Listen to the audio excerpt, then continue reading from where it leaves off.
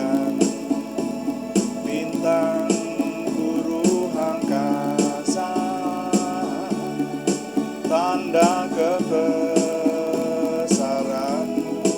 di dunia. Kami memuji kebesaran-Mu, ajaib Tuhan,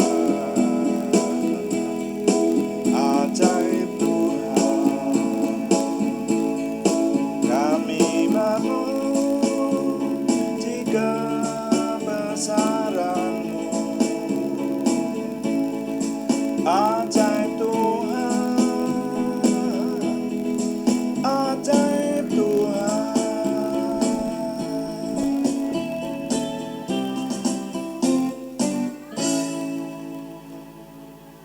Bapak, kami mengucap syukur untuk malam hari ini. Tuhan memberkati kami mempersembahkan doa malam kami. Kami menyerahkan semua yang kami persembahkan, menjadikan nama Tuhan dimuliakan, dan kami semua diberkati. Terima kasih Bapa di surga, dalam nama Tuhan Yesus Kristus kami berdoa. Haleluya. Amin. Selamat malam Bapak Ibu Saudara sekalian yang sudah bersama dengan kami di sini dalam doa malam hari ini. Doa malam melalui online ini diadakan secara iman Kristiani dengan dasar keyakinan kepada Tuhan Yesus Kristus, Yeshua HaMasiah, Juru Selamat dunia, Imam Besar Agung kami. Dan firman Tuhan yang didokumentasikan dalam Kitab Suci Perjanjian Lama serta Perjanjian Baru menjadi pegangan kami, menjadi pegangan kita sekalian. Saudara, doa malam juga ditujukan untuk menjawab pertanyaan. Karena itu kalau ada pertanyaan dari saudara seiman yang ingin kami menjawabnya, silahkan dikirimkan kepada kami. Nanti akan kami coba jawab menjadi tema-tema dalam doa malam kita. Nah, dalam doa malam hari ini, kami masih ingin mengajak mencermati tentang saksi-saksi iman yang banyak didokumentasikan di Ibrani pasal 11, saudara ya. Kemarin kita sudah mencermati mengenai tokoh Barak, ya, Panglima Barak. Dan sekarang sampai kepada tokoh berikutnya, masih di Ibrani pasal 11, kita baca ayat 32 sampai 34 bagian A. Firman Tuhan berkata, "Dan apakah lagi yang harus aku sebut? Sebab aku akan kekurangan waktu apabila aku hendak menceritakan tentang Gideon, Barak, Simson, Yefta, Daud, dan Samuel, dan para nabi, yang karena iman ia telah menaklukkan kerajaan-kerajaan, mengamalkan kebenaran, memperoleh apa yang dijanjikan, menutup mulut singa-singa, memadamkan api yang dahsyat." Nah, sampai di situ pembacaan saya. Saudara, sekarang kita sampai kepada tokoh Simson. Ya, siapakah Simson, saudara? Simson adalah disebut sebagai seorang hakim di tengah umat pilihan Tuhan. Jadi zaman dahulu pakai istilah hakim. Sebetulnya yang disebutkan sebagai hakim itu adalah pemimpin bangsa. Ya. Jadi memang yang menghakimi itu biasanya seorang pemimpin, dan hakim pada waktu itu pemimpin bangsa di tengah umat pilihan Tuhan. Nah, Simson adalah anak dari seorang namanya Manoah dari suku Dan, ya, di tengah umat pilihan Tuhan. Jadi ini keturunan Yakub dari suku Dan. Dan pada waktu itu umat pilihan Tuhan ada di bawah tekanan bangsa Filistin. Nah, oleh karena itu Tuhan berbicara kepada Manoah bahwa istrinya akan mengandung dan melahirkan seorang anak laki-laki, dan anak laki-laki itu rupanya memang direncanakan Tuhan sejak dari dalam kandungan ibunya untuk menjadi pemimpin, untuk membebaskan bangsanya. Makanya Tuhan berkata bahwa mulai dari kandungan ibunya, bayi itu, anaknya Manoah itu akan menjadi nazir Allah. Yang disebut nazir Tuhan itu adalah seorang pribadi yang dipilih oleh Tuhan, menjadi miliknya Tuhan dan akan melakukan pekerjaan Tuhan, seperti itu. Ya, makanya diistilahkan nazir Tuhan. Dan Tuhan berkata bahwa seumur hidupnya Simson tidak akan rambutnya kena pisau cukur. Jadi rambutnya akan panjang banget seperti itu. Dan pada akhirnya istri Manoah melahirkan seorang anak laki-laki yang diberi nama Simson. Dan Simson ini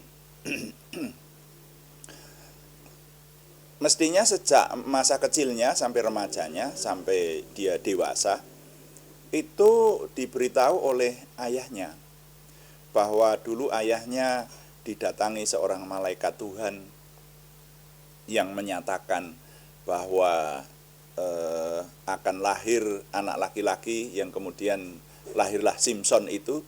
Jadi Simson dalam tafsiran saya mengerti sejarahnya dan bahwa dia akan dipakai Tuhan untuk menolong bangsanya dari tekanan musuh. Dalam hal ini adalah Bani Filistin. Nah, oleh karena itu, kalau di sini disebutkan saksi-saksi iman, maka kalau kita merenungkan dari hidup Simson, dia mengalami dinamika sedemikian rupa, saudara ya. Makanya judul renungan hari ini adalah dinamika seorang pemimpin. Ya, saya memberi judul dinamika seorang pemimpin. Simson itu dipilih Tuhan mulai dari kandungan untuk memang ditakdirkan menjadi pemimpin bangsa dan diperlengkapi dengan kekuatan yang luar biasa oleh Tuhan, saudara. Nah, tapi dalam hidupnya itu dinamikanya itu sedemikian tajam. Jadi dikisahkan hidup Simson ini berbeda dengan tokoh-tokoh yang lain di Perjanjian Lama. Tokoh-tokoh yang lain itu cenderung, ya tidak selalu sih, tetapi orang yang dipilih oleh Tuhan, dipimpin oleh Roh Kudus, itu cenderung hidup benar di hadapan Tuhan. Nah, kalau Simson ini sejak mudanya itu hidupnya itu sembarangan, saudara ya. Jadi dia dikisahkan justru banyak berbuat hal-hal yang kalau menurut hukum Taurat sebetulnya tidak benar, seperti itu. Seperti kisah percintaannya gitu. Nah, itu berkali-kali dikatakan Simson jatuh cinta lagi, Simson jatuh cinta lagi, Simson jatuh cinta lagi, begitu. Nah, sampai akhirnya kelemahan dia ada di situ, saudara ya. Nah, tapi kalau dalam soal beriman, Simson beriman. Karena dalam kisahnya saya mencatat setidaknya 2 kali dia berdoa kepada Tuhan. Jadi dia percaya kepada Tuhan. Dan dia percaya diri gitu juga ya, menghadapi orang Filistin musuhnya itu. Ini saudara kalau mau meneliti kisah Simson ini di Hakim-Hakim seputaran pasal 15 ya.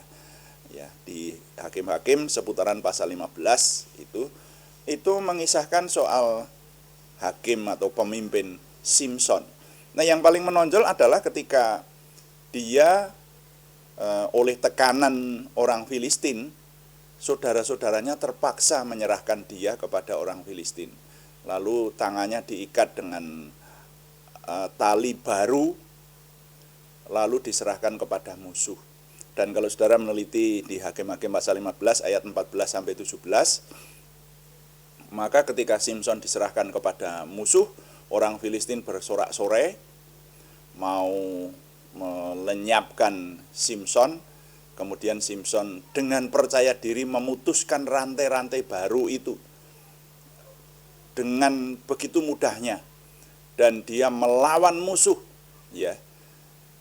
Dengan percaya diri dia melawan musuh.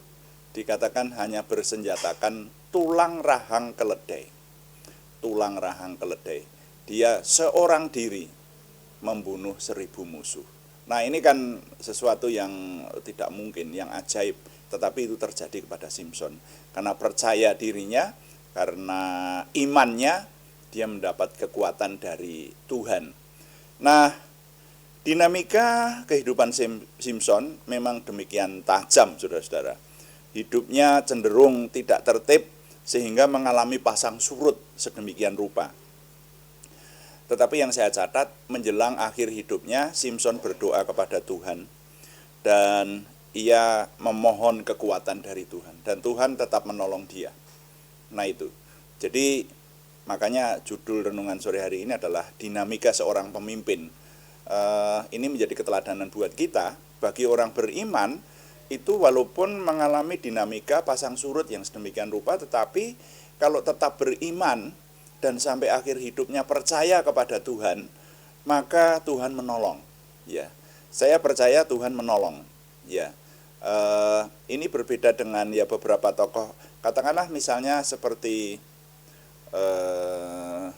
Salomo gitu ya. Salomo jatuh dosa juga, ya toh, dan sampai akhir hidupnya tidak ada catatan apa-apa di situ, ya, sehingga menimbulkan tanda tanya orang seperti Salomo itu masuk surga atau enggak. Seperti itu. Tapi kalau Simpson menjelang akhir hidupnya dia berdoa kepada Tuhan, memohon kekuatan dari Tuhan. Nah, orang-orang yang seperti ini saya percaya Tuhan menolong dan Tuhan tetap mengasihi orang-orang yang mendekat kepadanya. Nah, makanya dituliskan di sini juga dia menjadi salah satu dari saksi-saksi iman yang perlu kita perhitungkan atau kita pelajari kisah hidupnya menjadi pelajaran dari Tuhan untuk kita, saudara-saudara. Nah, dengan demikian maka saya dapat menyampaikan nilai dari perenungan kita akan tokoh pemimpin namanya Hakim Simpson. Nilai yang dapat saya impartasikan adalah bahwa orang beriman dapat mengalami dinamika kehidupan yang tajam. Tetapi asal tetap beriman dan kembali kepada Tuhan, maka Tuhan tetap menolong. Ya, saya ulangi, orang beriman dapat mengalami dinamika kehidupan yang tajam. Tetapi asal tetap beriman dan kembali kepada Tuhan, maka Tuhan tetap menolong. Tuhan dipuji, amin. Mari kita mengakhiri renungan malam kita, doa malam kita dengan doa. Kita berdoa sesuai dengan ajaran melalui firman-Nya. Tuhan, berkatilah kami dengan berlimpah-limpah. Perbuatlah sesuatu yang besar dalam hidup kami, dan itu jelas berasal daripadamu. Tambahkanlah pengaruh dan kesempatan kami bagimu. Berikanlah kami suatu perasaan akan hadirat-Mu dan petunjuk-Mu senantiasa. Jagai dan lindungilah kami, supaya tidak jatuh dalam perangkap setan. Dalam nama Tuhan Yesus Kristus, kami berdoa. Amin. Demikian doa malam hari ini, saudara-saudara sekalian, dan kami memberitahukan bahwa doa malam dilaksanakan setiap hari, hari Senin sampai Sabtu, setiap jam 6 atau jam 18 waktu Indonesia Barat. Dan saudara sekalian, ada juga doa pagi yang diadakan pada hari-hari yang sama, setiap hari pada jam 5 pagi. Jadi kami mengucapkan terima kasih kepada saudara yang tetap setia dan juga mendukung, menyampaikan dukungannya kepada kami. Kami tetap mengharapkan dukungan Anda, setidaknya dukungan doa. Juga terima kasih yang belum memberikan subscribe, berkenan memberikan subscribe, like, komen, dan share. Bagikan kepada teman-teman lain sehingga lebih banyak lagi yang diberkati bersama dengan kita. Selamat malam, Tuhan memberkati. Amin.